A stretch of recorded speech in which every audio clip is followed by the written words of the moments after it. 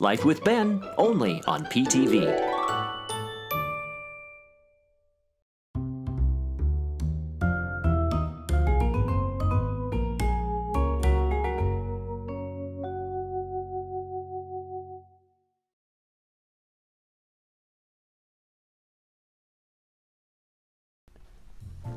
Hi. We're going to have fun? I hope so.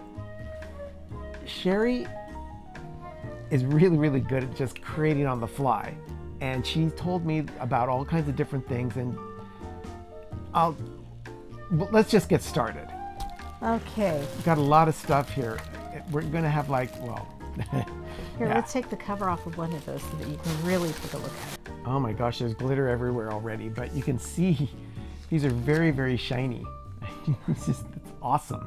So for this wreath that you wanted me to work on with you. Okay, we're going to put these to the side Yeah, for now. please do, because those are one of the last things to go on.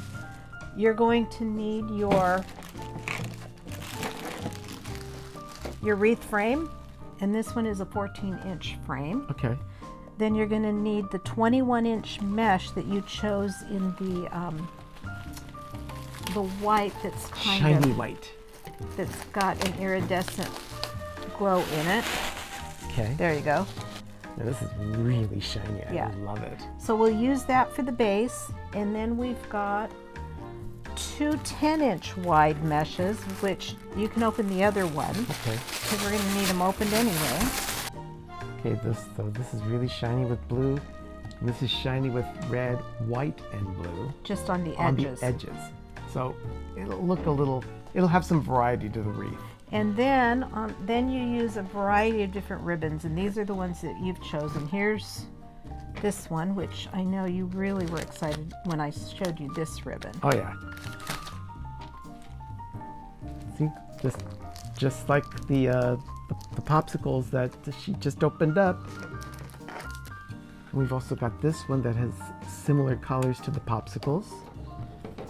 But then we also have a lot of different variety of ribbons. We've got stripes, we've got plaids, we've got shiny solids. In red, white, and blue. So we're gonna go ahead and give this a shot. Sherry said that it starts with a base of the white. Now, what I'm gonna need to ask you is... I knew this was coming. On top of the base, there are several different ways that we can use the 10-inch mesh. Okay, so this goes on the bottom. That'll be the bottom, and that's going to be in what I call a poof method, which you'll see when I start putting it together. Stop right now. But here's what I need to ask you, and you probably have no idea what I'm talking about. I'm already lost. When we add these meshes to the base, there are 3 different techniques that I can use, and it all depends on what you like. One is a ruffle. Okay. One is a cruffle, and one is like a bow, rolled bow. Okay, I understand what a ruffle is. I understand what a rolled bow is. What the heck is a cruffle? Well, let me show you. Let me get a piece of this, and I will show you. Okay, you're using that because it's one we're not using? Yes. So you can use it as a sample and not feel bad about wasting material? Right. I went to school for this. So let me show you. The first one would be, now those I'm going to have to cut with a wood burner. And that's to help seal the edges so that they don't ravel a lot. All right. But I'll just show you. I'm not going to bother sealing this one. So if we did a rolled bow, we would cut it at 10 inches. And I probably could use a rotary cutter, but I didn't bring it with me. So we'll just use the scissors. So for a rolled bow, you would take a 10-inch piece of mesh. You would put one side in like this, and then the other side in like this, and then you would just gather it up the middle, and it would be like a rolled bow with the edges inside. And that would just go into the pipe cleaner and would kind of stick out like this, okay? Okay. If you wanted to do a ruffle or a cruffle, I can use the same piece. You would cut it 20 inches. And for a cruffle, you roll it about 3 times. 1, 2, 3, and that's to hide the cut edge. And I'll put a clip on it to hold it. And then you roll the opposite end 3 times. And then you just gather it up the middle. And then what you have is a ruffle and a curl all at the same time. And it would go into your wreath like this. And that's a cruffle? This is a cruffle because it is a cross between a ruffle and a curl. Or the other option is just a plain ruffle, and it's hard to see on this mesh because it doesn't have a lot of color to it. But a ruffle, I just turn it under once just to get rid of that cut edge, and then you just gather it up the center of the mesh.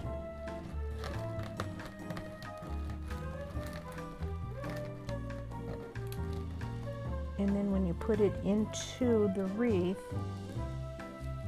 it's like this. So it's just a ruffle where the ends meet. And then when it's next to the next one, it comes up like this because the next one is hitting up against the side. So those are your 3 choices for the accent mesh. Just in the past few months when you started working on these wreaths, Sherry, I had never even knew that pipe cleaners were used in this way. Is this common, or how did this get? Well, let me tell you this. There are what they call working wreaths, where a working wreath has the ties already attached to it. They tend to be a little bit more expensive to buy. But if you use pipe cleaners, you can build your own working wreath. So what you do is you fold it in half, and then I usually start on the bottom 2 because most rings have 1, 2, 3, 4 rings in it. So the wreath that I start usually is on the outer 2 rings. And I'll take a pipe cleaner and twist it about 3 times. Now, a lot of wreath makers will say just bend it over, put another one here, and then work from there. I have done that, but I find that sometimes it's an odd number of pipe cleaners that come on the wreath, and I like an even number so that when I'm putting ribbons in, you don't end up with 2 of the same ribbons next to each other. Now, to someone like me with an untrained eye, this looks bizarre. But I guarantee you, Sherry will work her magic and turn it into some form of beautiful wreath that I can't even picture yet. Next, she's gonna put, Next, I think she's gonna put the white base on this thing. Is that right? That's the first thing that happens. This is a 21-inch mesh? Yes. And I like using it for the base because it will give you a nice full base on which to work.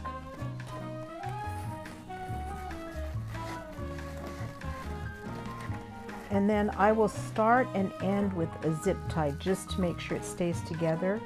But what I like to do is start right in front of one of the pipe cleaners. And you'll see why in a minute. I bring it up just around one of the rings.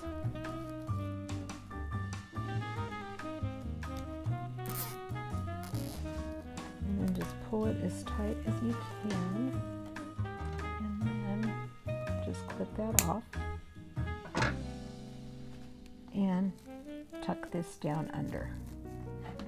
So then from here we can start, and the reason I like to do this is because when you start gathering to make your poofs, when you come back from this one, you will tie it off right here so that you don't see where we began, and you'll see that in the end. So what I do is I like to make sure that the two ends are kind of tucked underneath.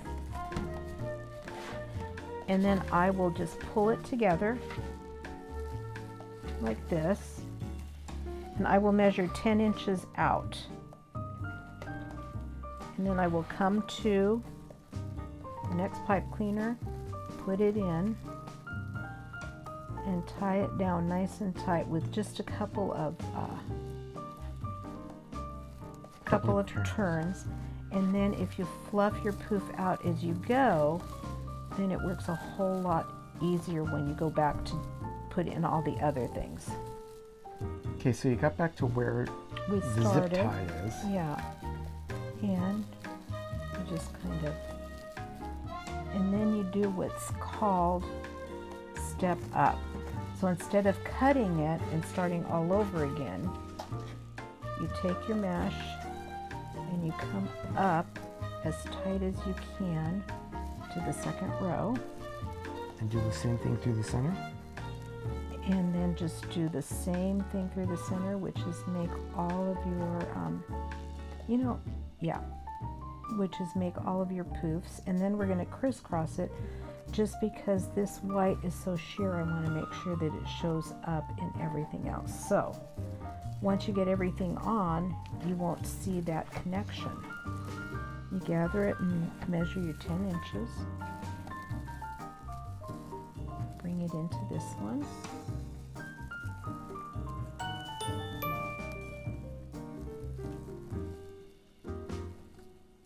So there's no real cutting or anything. It's just measuring and making sure you keep track of numbers. Yeah, and the thing is that it doesn't have to be perfectly measured out either, as long as it's close enough so that you don't have one poof that's taller than another. She's working her magic here, and I feel helpless because I'm just like I'm completely lost. Well, you're learning somewhat. So now what I'm going to do is I'm going to go down and I'm going to do a crisscross just to make sure that it's nice and covered and full. So what that means is I'm going to go 10 inches from this top row, and I'm going to go down to the bottom row here and put one in, so it'll be kind of in between these two. And I can fluff it all out after, but that kind of, see what I mean about it being a little bit fuller? Yeah. So then I'll get another 10 inches and go from the bottom up to this top one. Sherry was just showing me some of the finer points of the crisscrossing action from the bottom to the top, to back to the bottom and top and top. And it's imagine a banana split, and you've got like your 3 scoops of ice cream and the banana, but then you put like 2 more scoops on top of it, and it just looks like a fuller bowl. That's kind of the same concept with this. Well, I think you can see that where if you look at the bottom, Yeah, the bottom here, has not been crisscrossed yet. But Those up are on just the 2 top- rows, but they're on top. you can see that it's a little fuller, and you don't see as many see-through patches. Yep. That's very nice. Just pull it all in. Oh, I will turn it over. And I like to finish it off on a crossbar so that I know it's not going to go anywhere. And I do this one with a zip tie as well.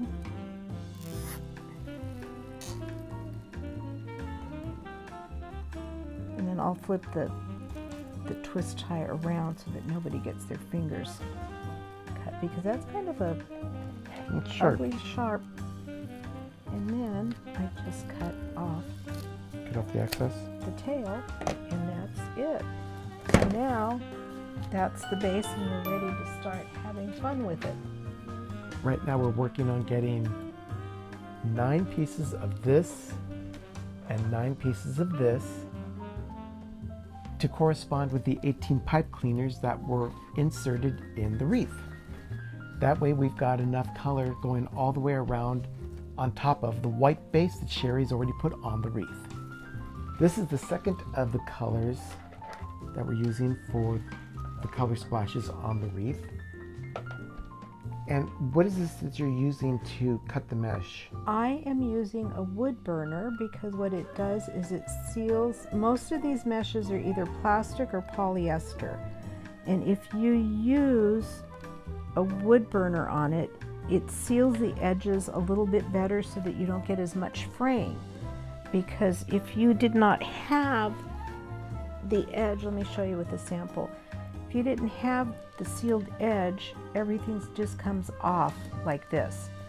Where if you do have the sealed edge, like on this side, it's over here, it's harder to pull apart. So you tend to seal them, and it's not a perfect seal, but it gives you some working room to not have a lot of fraying, because these meshes fray like crazy. Now, I've let you use my glue gun, but I will never let you use this wood burner because I'm afraid you would hurt yourself big time. You're not going to get any fight out of me on that. We've got all of our color mesh. We've got our 2 color meshes cut into 9 pieces each for a total of 18 to correspond with the pipe cleaners. These, well, they're there. The pipe cleaners on the wreath. So now it's up to Sherry to show me how to put the ruffles on. Even though it's sealed, I still like to turn under the edge a little bit, just so that you get a cleaner edge. I find the center and then I just start gathering it up the middle like this. And we're doing the ruffle, and I tend to be a little bit slower on this because I have not done as many of them as other crafters, but I like to make sure that I've got the center just because I'm me.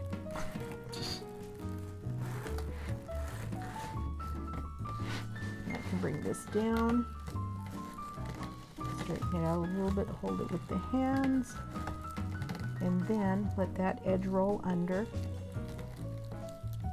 and turn it, pull it in,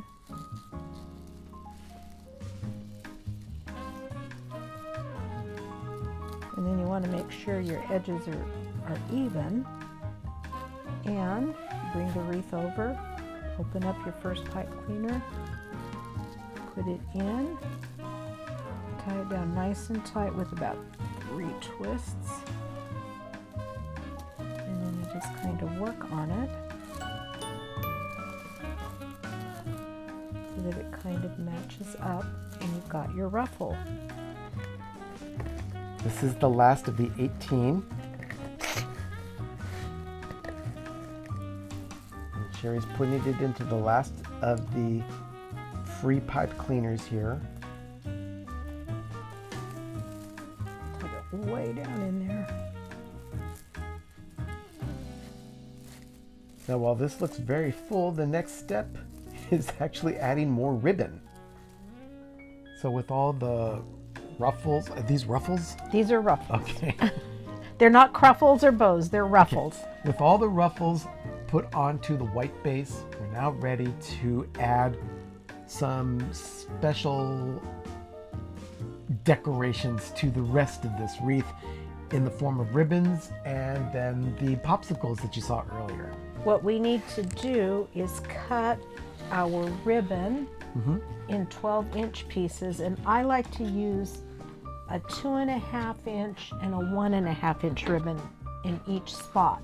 So like this is 2.5? Yeah, that's 2.5. And then match it with something like this or this. And then I've got these two in 2.5 with this in the 1.5. Which is similar colors to this. Yes. Okay. Let's go. Let's cut.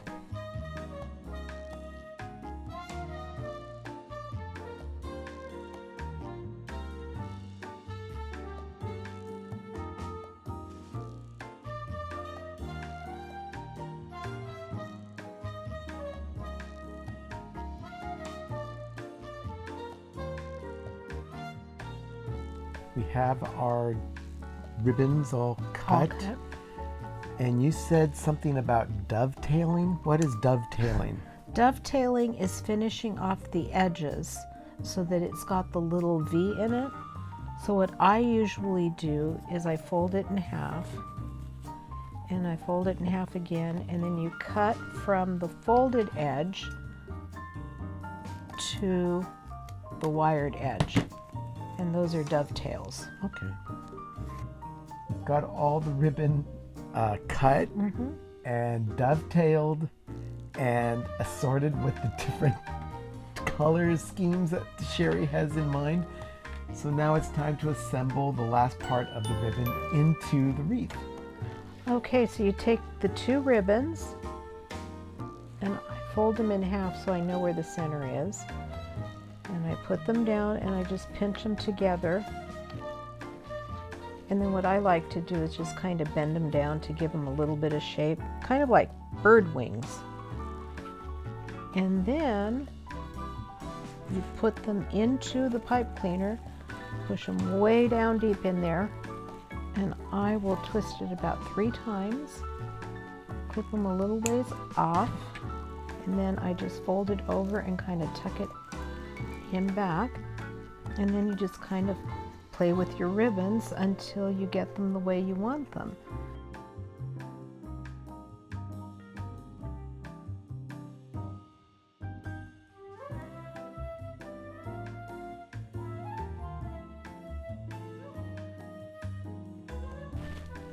We're nearing the end of this phase of the wreath making. After this, we have the popsicles, and then you said a bow, Sherry? Yeah. Sherry's going to take some time and put some nail polish on the ends of each of these dovetailed ribbons so that they don't fray. There's a little bit of a protection on them to keep from fraying. And well, I'll tell you, some of the ribbons, like this white or the blue or even the gingham, have what's called a flat edge wire on them.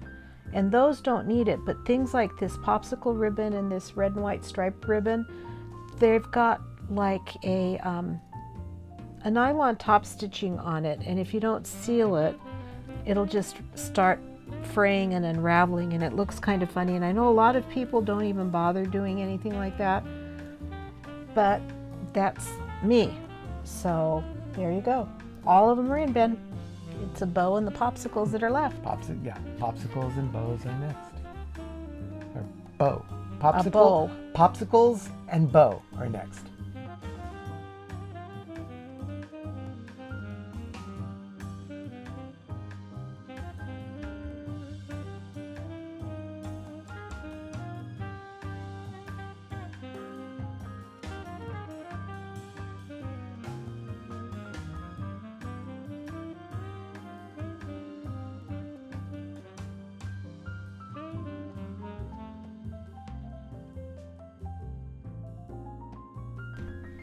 Sherry just spent a little bit of time in the dining room making this bow.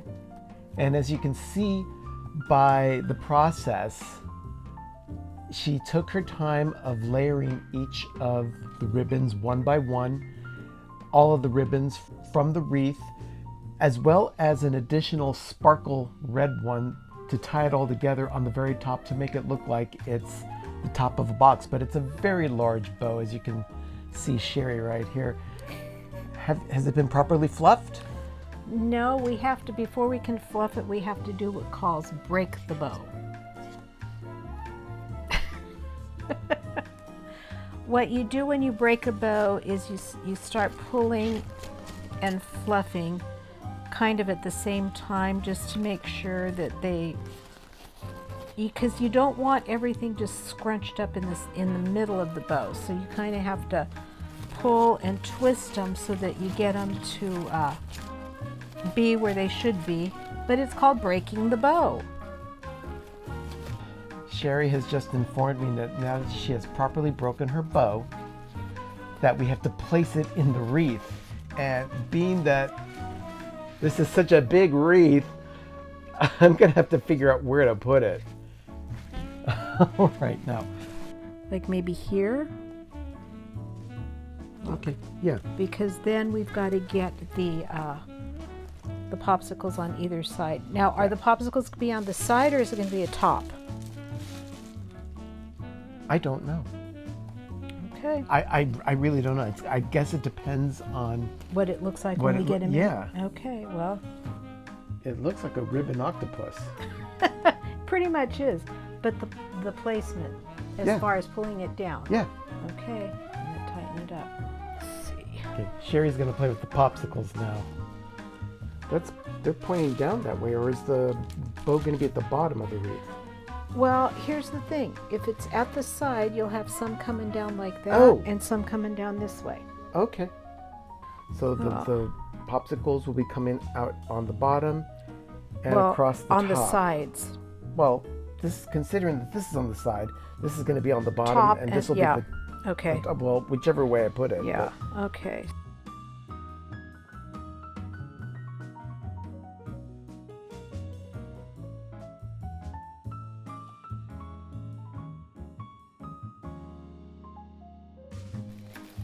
Well, we have the wreath, we have the bow, we have the popsicles that are being put into place, and I think we're just about there. I just need to fluff the bow now.